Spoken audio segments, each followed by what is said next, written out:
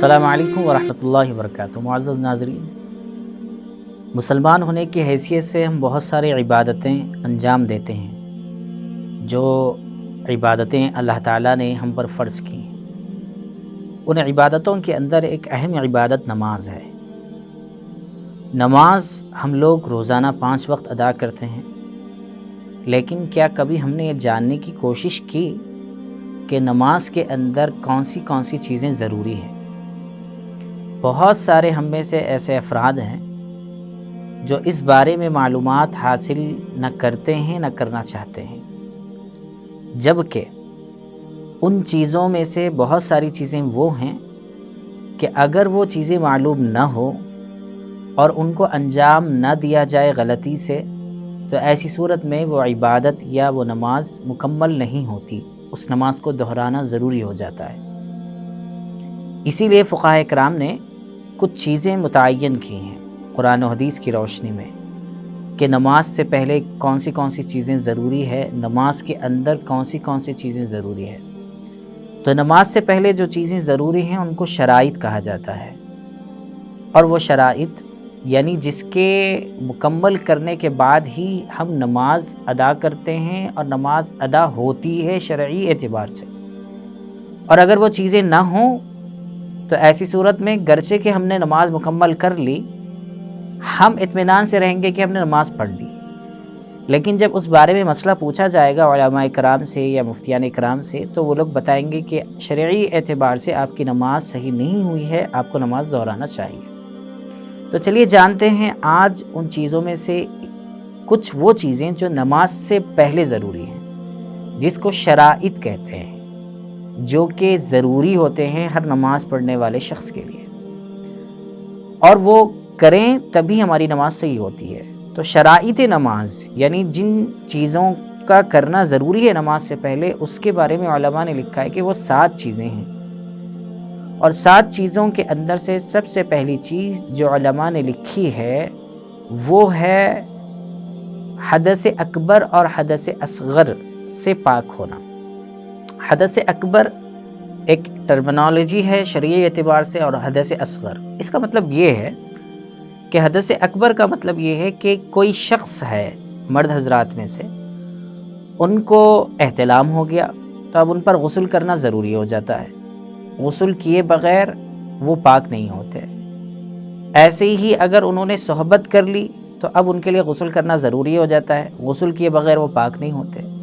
خواتین اگر ہیں تو ان کے جو خاص ایام ہوتے ہیں جس میں ان کو نماز نہیں پڑھنی ہوتی ہے، تو جب وہ اس پیریڈ سے نکل جائیں تو اب ان کے لیے غسل کرنا ضروری ہو جاتا ہے۔ تو یہ جو چیزیں ہیں یہ حدث اکبر کہلاتی ہیں۔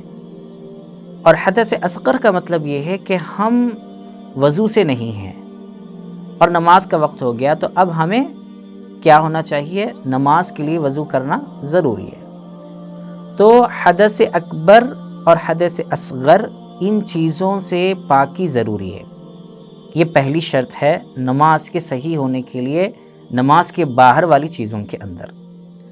دوسری شرط جو علماء نے لکھی ہے وہ یہ ہے کہ نمازی کا بدن، یعنی نماز پڑھنے والی چاہے مرد ہو چاہے خاتون ہو، ان کا بدن بھی پاک ہو، ان کے کپڑے بھی پاک ہوں، اور جس جگہ پر وہ نماز پڑھ رہے ہوں وہ بھی پاک ہو۔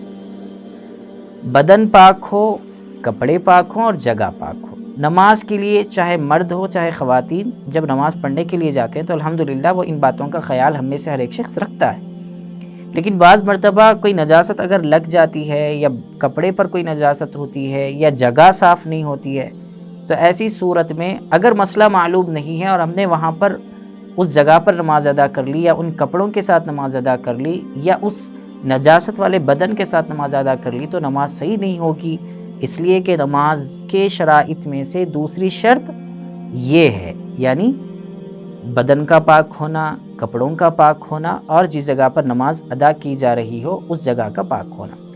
تیسری چیز جو علماء نے لکھی ہے وہ سطر کا ڈھانکنا۔ سطر کا ڈھانکنے سے مراد یہ ہے کہ مرد حضرات کم از کم ناف سے لے کر جو ہے گھٹنوں تک ان کا سطر ہوتا ہے۔ عام حالت میں تو ہم سب نماز کے لیے جاتے ہیں تو ظاہر سی بات ہے کہ کپڑے پہنتے ہیں اور اچھے کپڑے پہننے کا اہتمام کرتے ہیں، لیکن اگر کبھی ایسا ہو جائے جس میں ہمارے پاس کپڑے نہ ہوں اور نماز کا وقت ہو گیا ہو، یا کپڑے میلے ہوں، یا کپڑوں پر نجاست لگی ہو، تو ایسی صورت میں علماء نے لکھا ہے کہ نماز پڑھتے وقت میں نماز کے صحیح ہونے کے لیے ضروری یہ ہے کہ کم از کم اس کے ناف سے لے کر گھٹنوں تک کا جو حصہ ہے وہ ڈھکا ہوا رہے، مرد حضرات کے لیے۔ خواتین کے لیے بات بتائی کہ چہرہ اور دونوں ہتھیلیاں، یہ گٹوں تک کا جو حصہ ہے وہ، اور پیروں کا جو حصہ ہے وہ چھوڑ کر، یعنی جو قدم ہیں جسے ہم چلتے ہیں اس حصے کو چھوڑ کر بقیہ پورا جسم کا ڈھانکنا ضروری ہے۔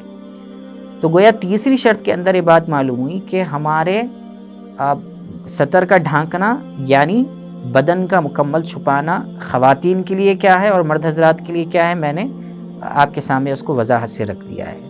یہ تیسری شرط تھی۔ چوتھی شرط جو نماز کے صحیح ہونے کے لیے ہے، وہ علماء نے لکھا ہے کہ قبلے کی طرف رخ کرنا، یعنی جس جگہ پر قبلہ ہے اس طرف رخ کر کے نماز پڑھنا چاہیے۔ اگر آپ کسی ایسی جگہ ہوں جہاں پر آپ کو معلوم نہ ہو رہا ہو قبلہ کہاں ہے، تو آپ کو چاہیے کہ ہم میں سے کوئی شخص، آج کل فونز ہیں بہت سارے لوگوں کے پاس اور بقیہ چیزیں ہیں، اس کے ذریعے سے ہم معلوم کر سکتے ہیں قبلہ معلوم کر کے نماز پڑھنا چاہیے۔ بغیر قبلہ معلوم کیے ہوئے نماز نہیں پڑھنا چاہیے، اور بغیر معلوم کیے ہوئے ہم نے نماز پڑھ لی اور معلوم ہوا کہ نماز کے بعد میں قبلہ اس طرف نہیں تھا جس طرف آپ نے رخ کیا ہے، تو ایسی صورت میں نماز نہیں ہوگی، چونکہ نماز کے شرائط کے اندر ایک شرط قبلے کی طرف رخ کرنا بھی ہے۔ پانچویں چیز جو علماء نے لکھی ہے وہ ہے نماز کا وقت ہونا۔ مثال کے طور پر 12:30 بجے ظہر کی نماز کا وقت شروع ہو رہا ہے، مثال کے طور پر، تو اگر کوئی 12:30 سے پہلے 12 بجے یا 11:45 بجے ظہر کی نماز ادا کرنا چاہتا ہے تو نماز ادا نہیں کر سکتا، اس لیے کہ نماز کا وقت ابھی نہیں ہوا ہے۔ نماز کا وقت جو کہ لکھا ہوا ہوتا ہے اس اعتبار سے اگر وہ وقت شروع ہوتا ہے تو ایسی صورت میں آپ نماز ادا کر سکتے ہیں۔ گویا پانچویں شرط یہ تھی۔ چھٹی شرط جو علماء نے لکھا ہے کہ نماز شروع کرنے سے پہلے نماز کی نیت کرنا۔ نماز کی نیت کرنے میں زبان سے بولنا ضروری نہیں ہے۔